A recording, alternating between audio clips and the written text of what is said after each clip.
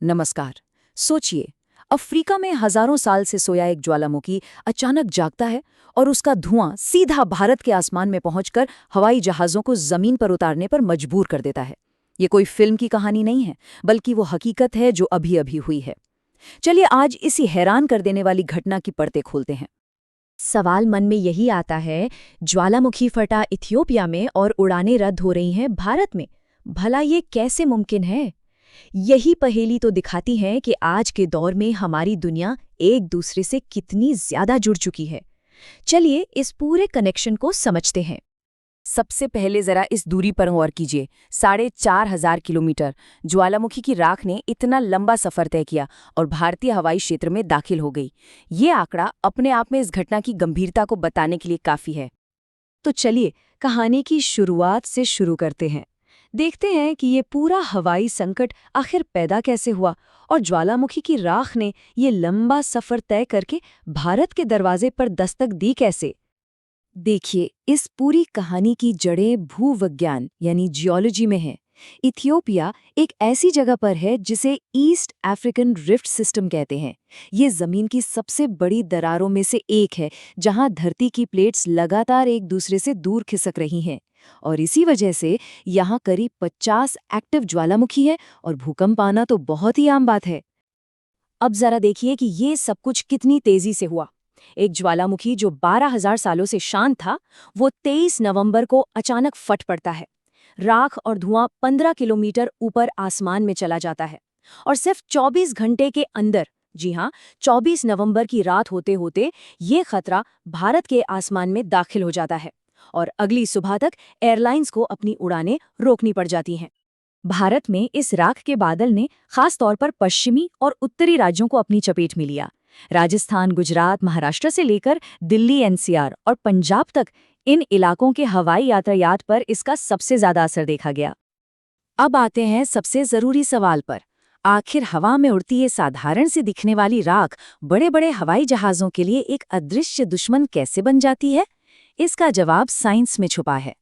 दरअसल ज्वालामुखी के राख से 3 बहुत बड़े खतरे होते हैं। पहला, ये विमान के विंडस्क्रीन को खराब करके पायलट को अंधा कर सकती है।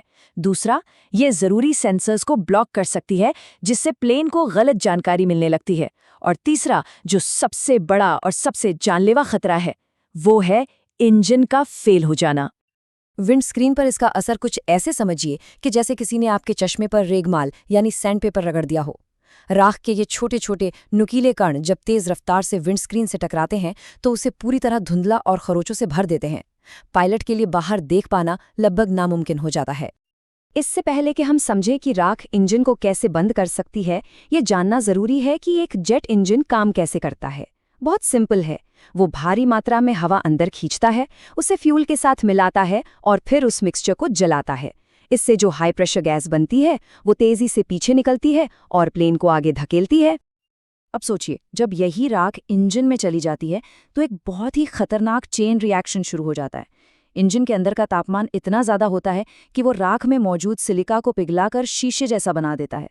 यही पिघला हुआ शीशा इंजन के नाजुक पुर्जों पर जम जाता है, हवा का रास्ता बंद कर देता है और नतीजा, इंजन या तो बंद हो जाता है या उसमें आग लग जाती है।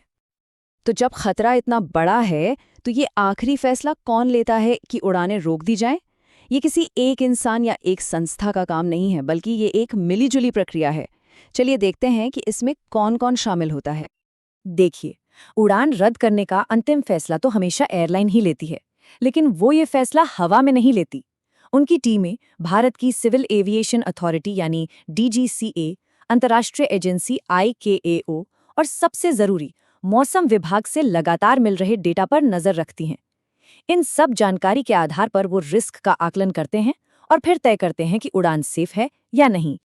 इस पूरी स्थिति को समझने के बाद अब सबसे बड़ा सवाल यही है कि मौजूदा हालात क्या हैं?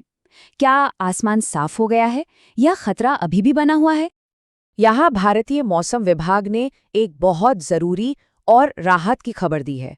उनका कहना है कि इस राख का जमीनी स्तर पर, मतलब जहां हम और आप रहते हैं, वहां कोई असर नहीं है। यानी हमारी हवा या मौसम पर कोई खतरा नहीं है। सारा असर वायुमंडल के ऊपरी हिस्से में है, जहां हवाई जहाज उड़ते हैं। इस चेतावनी के बाद एयरलाइंस ने फौरन एक्शन लिया।